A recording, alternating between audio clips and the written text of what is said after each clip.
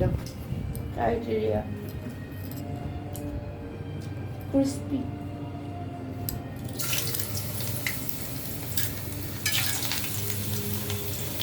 আলুকে সুন্দর করে কেটে টুথপিকে পেঁচিয়ে বানিয়ে ফেলে প্রতি এমনকি জানি না। ইভিনিং স্ন্যাক্স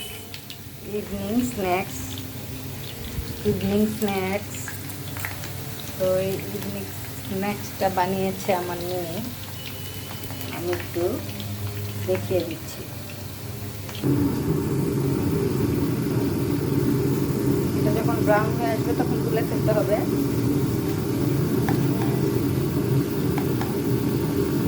কেউ খায় আলু চিপস, আলু কেটে পাতলা পাতলা করে তারপরে রোদে শুকায় ভাজে।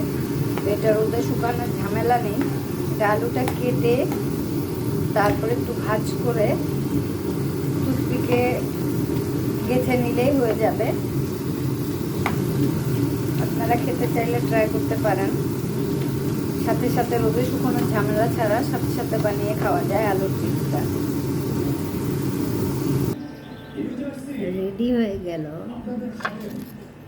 আলুর ক্রিস্পি পটেটো, আর এটাকেই নাম দিয়েছে evening snacks, potato evening snacks. কেউ চাইলে এটা করে দেখতে পারেন।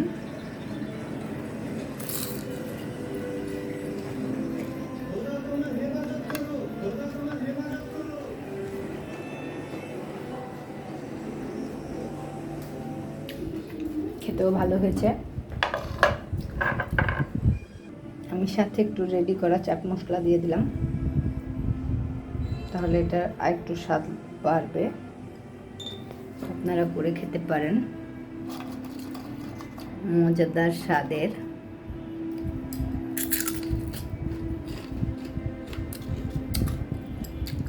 Potato evening snacks.